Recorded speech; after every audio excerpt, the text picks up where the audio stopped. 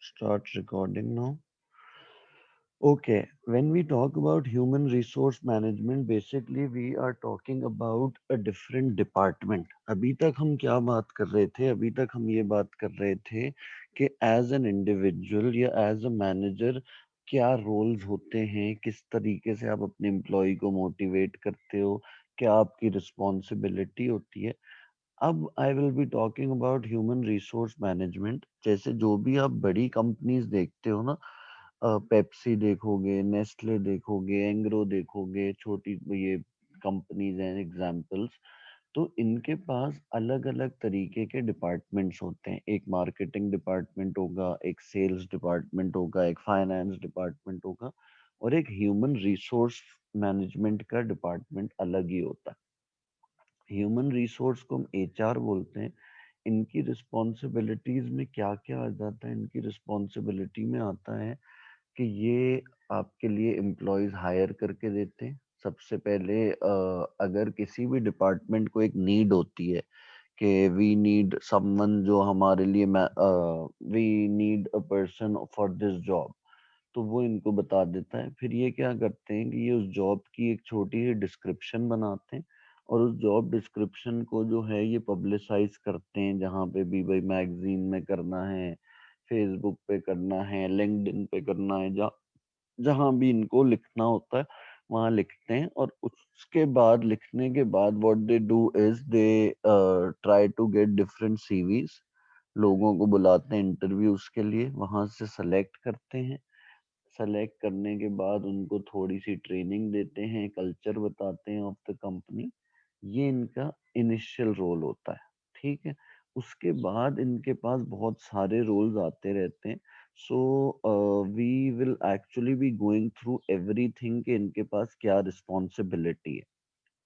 देखो, human resource management की अगर बात करी जाए, तो ह्यूमन रिसोर्स मैनेजमेंट का मतलब है how do you handle people. So if you could read the basic definition, it says the strategic approach to the effective management of an organization's workers, मतलब how you are managing your workers so that they help the business gain a competitive advantage। इसका मतलब है कि the way you handle your workers will be actually beneficial for you, because if they are happy so you will gain a competitive advantage in this। ठीक है, ये होता है human resource department या ह्यूमन रिसोर्स मैनेजमेंट। अब इनका basic काम क्या है कि ये आपको रिक्रूट करके देते हैं। रिक्रूट का मतलब होता है कि लोग हायर करके देते हैं, केपेबल लोग हों, जो कि बिजनेस के लिए कमिटेड हों। ठीक है। और they actually help manage those people, reward those people according to their performance, और उनके अंदर जो भी स्किल डेवलप करनी होती है to help the business gain a competitive advantage। all this is covered by the human resource management department। ठीक है। अब when we talk about the central purpose, तो इनका पहला काम होता है रिक्रूट करना, जैसे मैंने आपको बताया। सेकंड काम होता है once you've got the people on the job, you train those people। ठीक है, ट्रेनिंग भी डिफरेंट तरह की होती है, we'll be discussing that further in this chapter। लेकिन you train that people so that they have developed the skill, the first thing। और दूसरा, they are aware of the company culture, कि भाई कंपनी किस तरीके से रन की जाती है, डिसीजन मेकिंग कहाँ होती है, कम्युनिकेशन किस तरीके से होती है, एवरीथिंग डिपेंड्स अपॉन दिस। ठीक है। इस तरीके से आप अपने वर्कर्स से इतना काम ले लेते हो, इतना उनको प्रोडक्टिव बना देते हो that the company is able to achieve its objectives. देखो, वैसे I just tell you that in business studies these things are very like normal। अगर आप मतलब आम जिंदगी में सोचो तो ये बड़ा क्लियर नजर आता है कि हाँ, ह्यूमन रिसोर्स का मतलब है कि इनको मैनेज करना। But when you writing an answer you have to be precise about talking about the facts, कि आप हर चीज के अंदर एक कंक्लूजन भी दो। कंक्लूजन क्या? मैंने बोला कि ह्यूमन रिसोर्स का काम है पहले रिक्रूट करना, फिर उनको ट्रेन करना, फिर उनको इस तरीके से मैनेज करना that they actually are productive. ठीक है, और वो प्रोडक्टिव है so that company is able to achieve its objectives. अब ये लास्ट पॉइंट जो है ना, this is the conclusion statement या evaluation statement because of which you will be awarded more marks than the initial statement. ठीक है, तो this should be something जिसके ऊपर आपने अपना ख्याल रखना है. ओके, अब ये जो है ये डिपार्टमेंट की रिस्पॉन्सिबिलिटी जो आपने बात कर ली कि भाई रिक्रूट करो, ट्रेन करो, स्टाफ के ऊपर जो भी इन्वेस्ट करना है, they are the ones who will do that. ये क्या होता है, they are bureaucratic in their approach with an inflexible approach to employ issues. इसका मतलब है कि अगर they are the ones who will manage any problems related to the workers. So अगर कोई भी इस तरीके की प्रॉब्लम आती है, they will like they would not just go against the company's culture. वो वर्कर्स को फॉलो करवा देंगे कंपनी का कल्चर, लेकिन ये नहीं होगा कि एक वर्कर की वजह से कंपनी का कल्चर चेंज करना है. ठीक है, उनका मेन फोकस जो है वो ज्यादा पहले रिक्रूटमेंट, सिलेक्शन और So discipline. what is meant by bureaucratic? Bureaucratic का मतलब होता है कि उनकी मतलब they will follow what the company's culture is. Bureaucratic लोग होते हैं हु आर फर्म. ठीक है, ब्यूरोक्रेटिक वो लोग होते हैं जो आपके हाई एंड लोग होते हैं. तो bureaucratic in their approach over here is mean that वो लोग जो मतलब दे would not actually go against the company's culture. इसका ये मतलब है. ठीक है, उसका मतलब है कि वो फर्म रहेंगे, वो चेंज नहीं होंगे. ऑल राइट, आ गया समझ. Yes, sir. Okay, second is कि उनका फोकस कहाँ पे रहेगा. उनका फोकस रहता है रिक्रूटमेंट और सिलेक्शन पे और डिसिप्लिन पे. डेवलपमेंट और ट्रेनिंग उनका काम एज मतलब it is part of their JD, their job description. But focus main thing is कि वो लोगों को हायर करके दें और उसके बाद हायर करने के बाद उनको उनके डिसिप्लिन का ख्याल रखें. ठीक है, ये इनका मेन काम होता है. Okay, moving on. उसके बाद ये होता है कि उसके बाद ये होता है कि reluctant to give any HR roles to any departmental managers. कई दफा लोग समझते हैं कि भाई मार्केटिंग मैनेजर अपने लोग खुद हायर कर लेगा, खुद उनको परफॉर्मेंस उनकी इवेल्युएट कर लेगा, फाइनेंस वाला अपने वालों की खुद कर लेगा. लेकिन ऐसा नहीं होता. HR is solely responsible. And ये नहीं है कि आप उनके लिए कुछ भी चल मतलब उनके अगेंस्ट जा सको. They will do these things according to the company's wishes. फिर होता है, ये लोग वो नहीं होते जो बोर्ड ऑफ डायरेक्टर्स का पार्ट होते हैं, बट एक्चुअली ये जो है ये ना ही स्ट्रेटेजिक डिपार्टमेंट का पार्ट है. इनका role is basically handling the people instead of anything else. इनका काम है कि ये लोगों को हैंडल करें. कोई डिसीजन मेकिंग या उसका हिस्सा नहीं होंगे. They will handle people. ठीक है, तो अब अगर ये हम इसको ब्रॉडली इवैल्यूएट किया जाए, जो आपका पूरा चैप्टर है वो ये है कि एचआर जो है वो किस किस चीज पे फोकस करेगा. वो वर्कफोर्स प्लानिंग पे फोकस करेगा. मतलब वर्कफोर्स प्लानिंग ये होती है कि आपको इस टाइम में कितने लोगों की जरूरत है to work in the firm. जैसे हम कोविड का टाइम देखते हैं तो एचआर का बड़ा मुश्किल रोल था because they had to dismiss people, they had to like fire people. तो that was part of workforce planning कि अभी हमारे goods की demand कम है तो obviously we need less people to be part of the company. तो जब आपको कम people चाहिए to be part of the company तो ये planning है. Second is recruitment and selection. Recruitment और selection होती है जो मैंने आपको बताया कि when there's a need for an employee तो वो HR को बताते हैं. एचआर जो है वो जॉब डिस्क्रिप्शन बना के पब्लिसाइज करके लोगों को बुलाता है for interviews. That is recruitment. And once there are people you select the best one, that is selection. ठीक है, फिर डेवलपिंग एम्प्लॉयज का मतलब क्या है, उनको ट्रेन करना, उनको कंपनी कल्चर से एफिलिएट कराना, उनको इवैल्यूएट करना, मतलब उनके अप्रेजल्स करना. This is how you develop employees at every stage of their career. Then a very important thing is making employment contracts. अब आप एक proper contract बनाते हो हर employee का, और वो flexible होता है. It is not important that every employee will have the same contract, because किसी की salary अलग होती है, किसी का timings अलग होती हैं, तो ये अलग ही रहता है. So they make contracts for everyone. ठीक है. उसके बाद आ जाता है हमारे पास एम्प्लॉय मोरल एंड वेलफेयर. इसमें कोशिश होती है वो मोटिवेशन वाली बात, कि आप मॉनिटर करते हो और एम्प्लॉय का मतलब you observe how the employ is performing. And if you feel a change in attitude, you see कि भाई ये इस वजह से तो नहीं है, दैट ही और she is not happy with the company, या कोई उसको मसला हुआ है, so you definitely try to improve on that if there's a problem.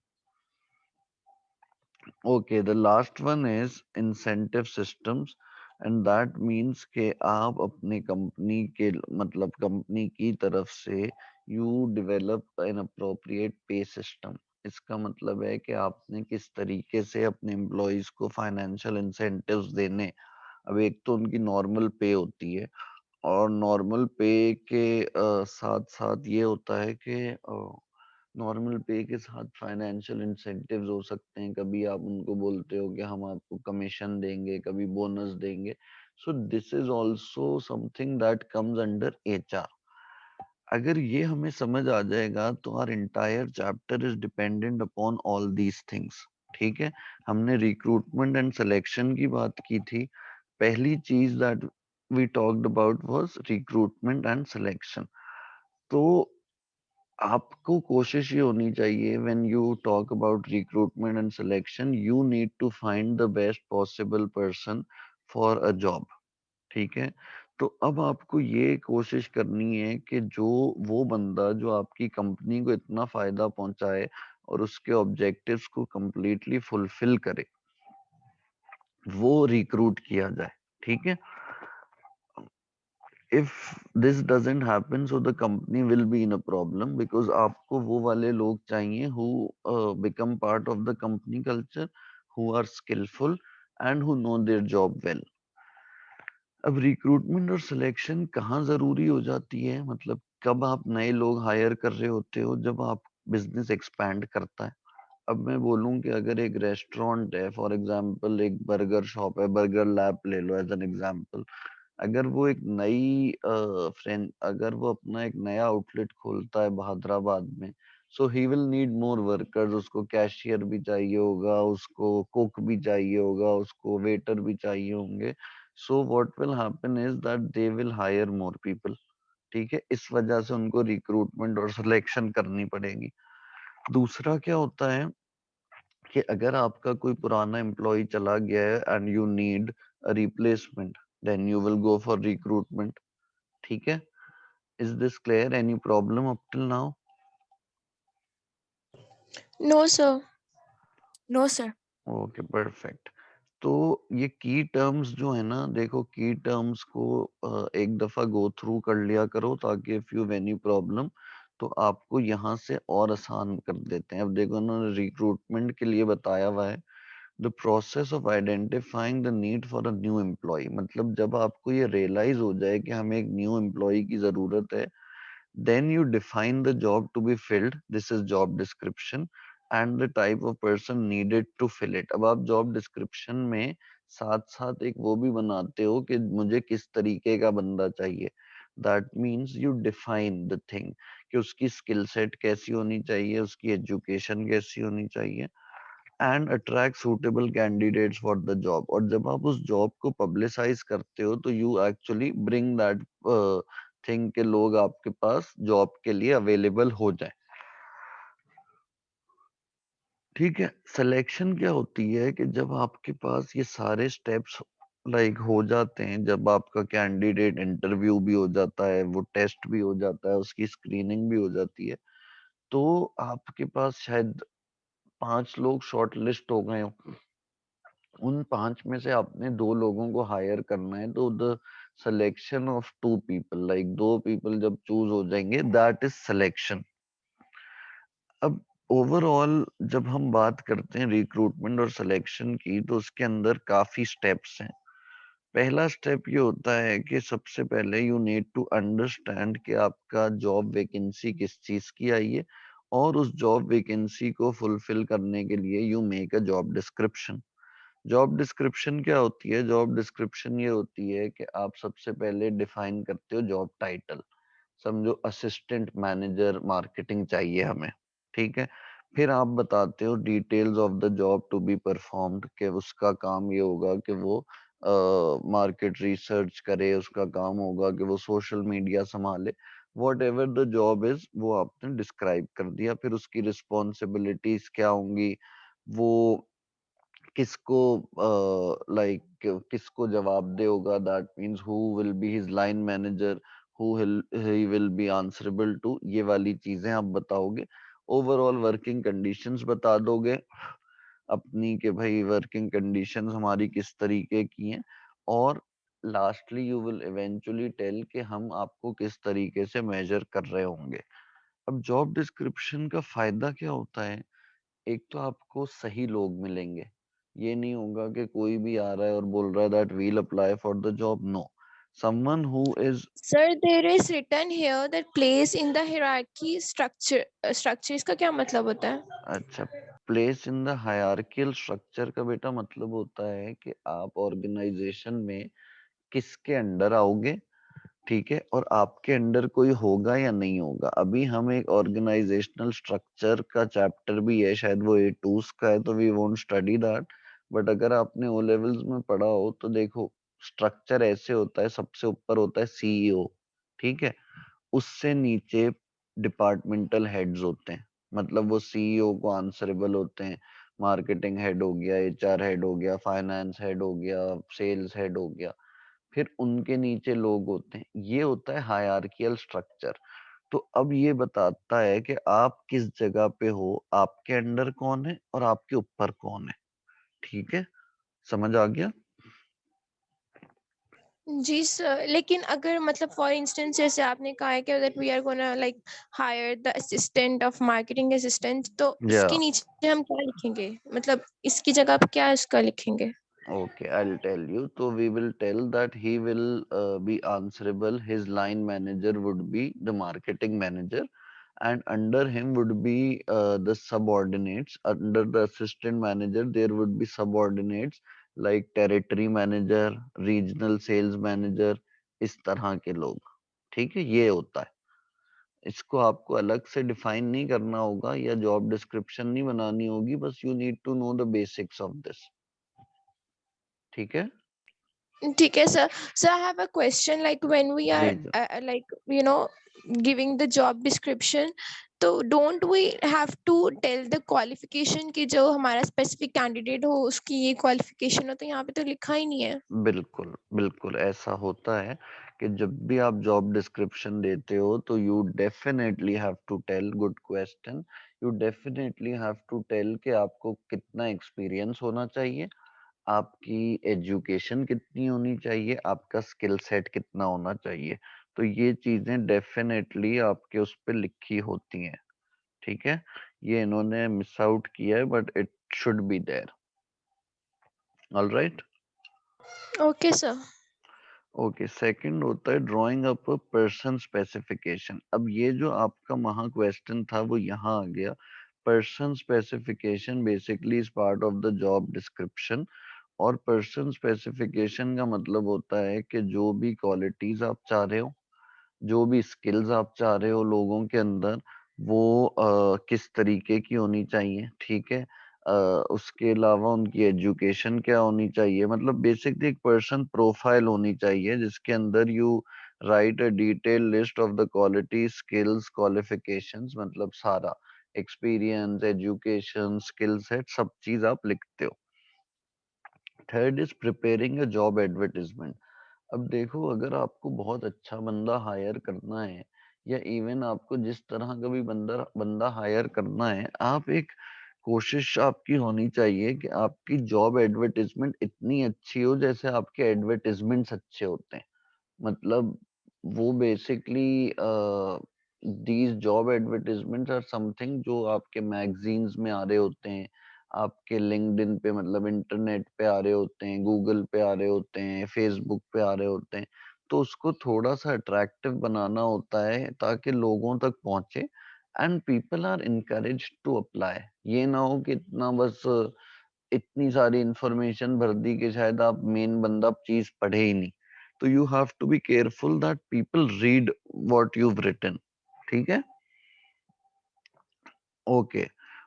Moving on, drawing up a short list of applicants. अब आपके पास ये होता है कि फिर सीवीज आना शुरू होती हैं।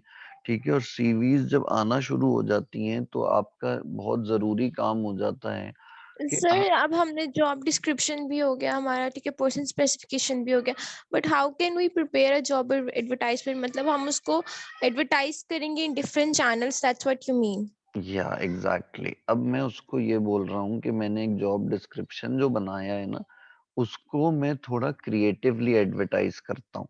मैं ये नहीं लिखूंगा कि जी मैंने बस हर चीज जॉट डाउन कर दी और बोल दिया ये लो। नहीं, this is not how it will happen. मैं ये कोशिश करूंगा कि मेरा जॉब एडवर्टाइजमेंट जो है वो थोड़ा सा क्रिएटिव हो।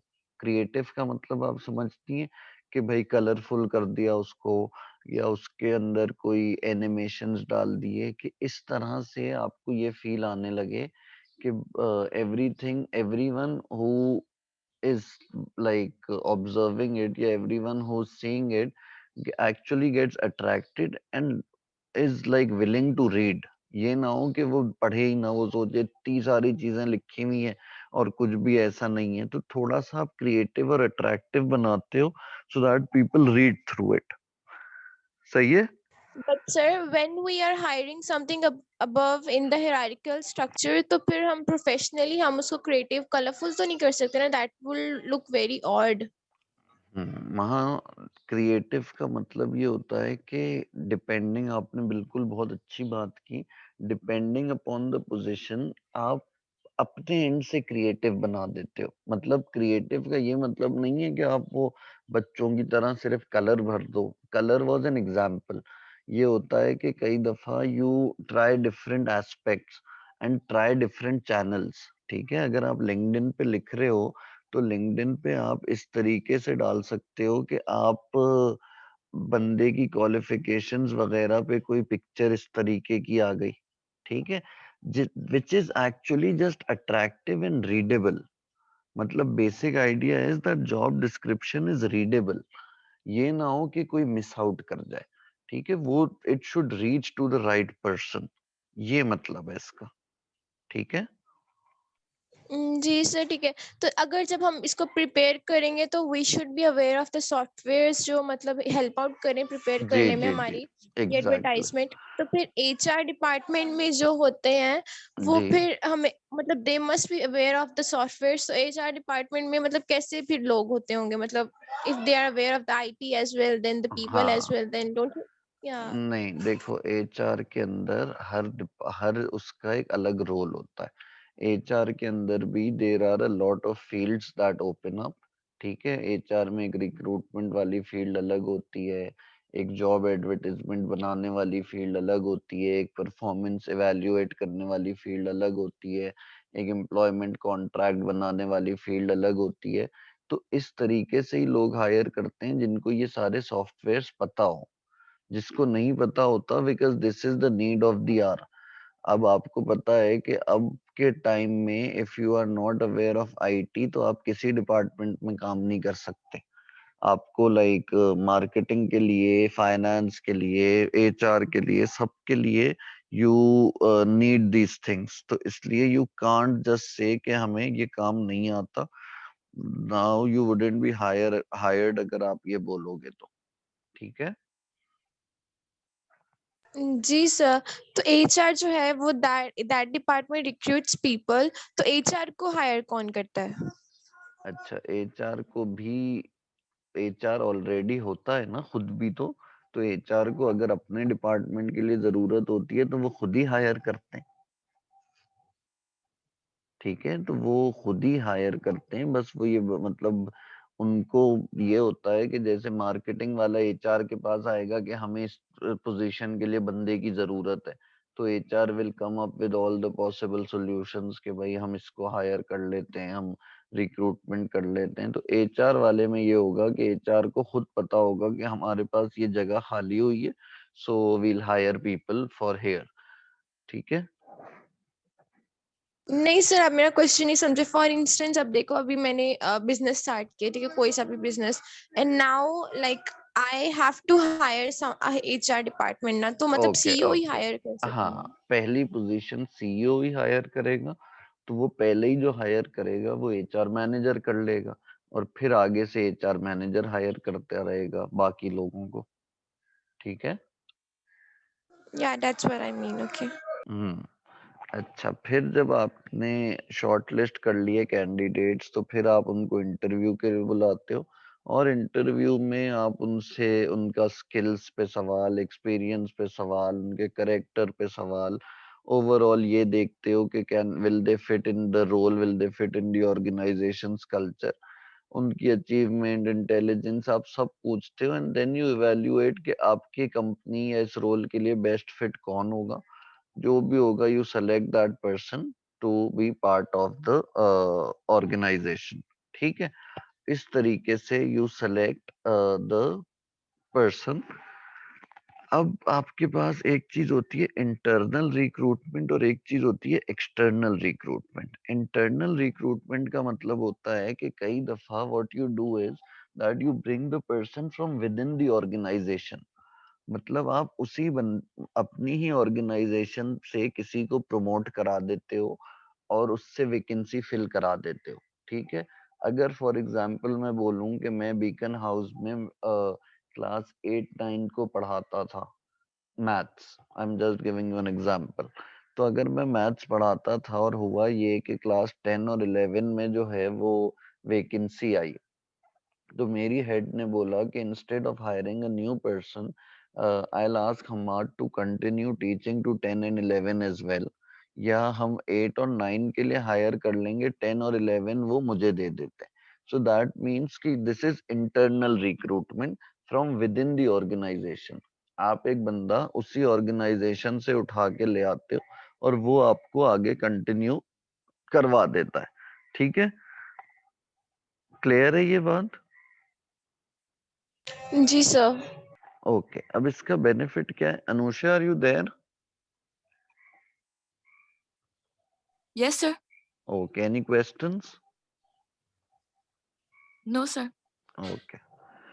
Now benefits of internal recruitment क्या है कि एक तो जो आप अप्लाई कर रहा होगा बंदा उस पोजीशन के लिए, सिलेक्शन टीम को उसका पहले से पता है, because he is working over there.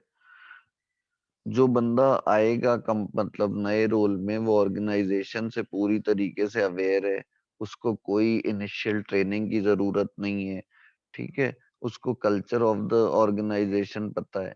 अच्छा, ये रिक्रूटमेंट जल्दी भी होगी भाई। अगर मुझे पता चला कि थर्सडे को ये बंदा गया है, तो व्हाट विल हैपन इज कि अगर इन्होंने इंटरनल रिक्रूटमेंट करनी है, तो I can join from Monday, because there would be like no lag in between कि भाई अभी हम बंदा हायर कर रहे हैं, अभी गैप है, अभी कोई सब्स्टिट्यूट ले लो, अभी कुछ कर लो, नहीं। वो डायरेक्टली पता है कि हम आज नहीं ज्वाइन करना, he will start teaching from Monday. अच्छा, दूसरा ये कि ये सस्ता भी पड़ता है। इट इज चीपर इन अ वे, क्योंकि आपको जॉब एडवर्टाइजमेंट्स नहीं बनाने पड़ते, जॉब डिस्क्रिप्शन नहीं बनाने पड़ते, उनको किसी साइट्स पे नहीं डालना पड़ता। ये सारी चीजें भी नाना में कोई रिक्रूटमेंट एजेंसी नहीं यूज करनी पड़ती। तो these things can take up some money which will be saved. अच्छा, most importantly this is a very important motivational factor. क्यों मोटिवेशनल फैक्टर है? कि जब मुझे आइडिया होगा that I can eventually grow, तो I would definitely want to be part of the company जहां पे मुझे ग्रो करने का मौका मिलेगा। एंड आई नो कि ये अगर मैंने अच्छा परफॉर्म किया तो ये मुझे शायद आगे का रोल दे दे, अगर ये इंटरनल रिक्रूटमेंट करते हैं। तो बेसिक अगर मैं आपको एक एग्जांपल दूं, आईसीआई अगर आपने नाम सुना हो, so ICI is a very important major company which does these things. ठीक है। तो आईसीआई जो है वो इंटरनल रिक्रूटमेंट पे ही जाता है इंस्टेड ऑफ एक्सटर्नल रिक्रूटमेंट। और दूसरा ये कि स्टाफ को एक अपॉर्चुनिटी मिलेगी नए रोल में आने की और सीनियर पोस्ट में आने की, so they will be like more than happy to be part of the company and they will be working on their full potential. अब एक्सटर्नल रिक्रूटमेंट तो सीधा सीधा ये है that you hire people from outside, मतलब अंदर से नहीं, बाहर से जाके किसी और कंपनी से कोई अनएम्प्लॉयड बंदा, कोई नया fresh graduate, you are employing that person. तो बेनिफिट्स ऑफ एक्सटर्नल रिक्रूटमेंट क्या होगा? अब एक्सटर्नल रिक्रूटमेंट से ये होता है कि जो बाहर का बंदा आता है, he brings in new ideas and practices to the business. अब पहले वाला तो ऑलरेडी बिजनेस का पार्ट है, अगर वो पहले ही मोटिवेटेड नहीं है या उसके पास पहले ही कोई बहुत क्रिएटिव आइडियाज नहीं है, so he wouldn't like justify his role. दूसरा ये कि आपके पास एक वैरायटी और एक चॉइस बढ़ जाती है, मतलब you have a big huge choice कि मेरे पास एक जॉब के लिए 20 लोगों ने अप्लाई किया है, तो मेरे पास एक अच्छी खासी बड़ी choice, like I have a variety of applicants, जिनके थ्रू पोटेंशियल एप्लीकेंट्स, जिनमें से मैं एक बंदा चूज कर रहा हूँ। ठीक है। उसके अलावा the thing is that it avoids resentment sometimes felt by existing employees. अब अगर मैंने एग्जांपल दिया था कि I was teaching class 8 and 9 maths and I was given 10 और 11, तो अगर मेरी कोई साथी या मेरा कोई साथी was teaching with me, so he will feel offended कि भाई इसको क्यों दिया और मुझे क्यों नहीं ऊपर आने दिया, अगर इंटरनल रिक्रूटमेंट हो रही थी। एंड लास्टली ये हो सकता है कि इंटरनल रिक्रूटमेंट के अगेंस्ट एक्सटर्नल रिक्रूटमेंट से जो बंदा आएगा वो ज्यादा क्वालिफाइड होगा। इंटरनल तो उतना ही होगा ना जितना आपको पता था, एक्सटर्नल में हो सकता है he comes up with a better skill set, more experience and better education। ठीक है, तो इस वजह से ये डिफरेंट होता है। All right, is this clear? Yes sir, Yes. It's clear. लेकिन सर अगर आप देखें पाकिस्तान में, तो वो they don't give a chance to they don't give their a chance to their employees to have a progress in their work. Why? Because अगर कोई specification हमने पीछे पढ़ी थी, अगर someone is so specialised in their job, then I don't think so it's right to let him and her to move from one place to another. And I don't think so it happens usually in Pakistan. अच्छा, I'll just give you a few examples। देखो, ऐसा होता है, ये नहीं है कि बिल्कुल ही नहीं होता। It happens because I have been part of the corporate culture, और मेरे साथ there are a lot of people who I've seen, my friends, my relatives। तो ऐसा नहीं है that these things do not happen। these things do happen कि अगर आपको लगता है कि एक बंदा who is capable and who is willing, ये बात बड़ी जरूरी है कि अगर कोई बंदा willing हो अपनी जॉब स्विच करने में in the same company, तो आप उससे कह सकते हो। मतलब इफ यू फील कि भाई एक मैनेजर कहता है कि मुझे वो बंदा चाहिए, so you can ask that person to apply, और अगर वो शॉर्ट लिस्ट होता है और वो इंटरव्यू वगैरह में क्लियर हो जाता है।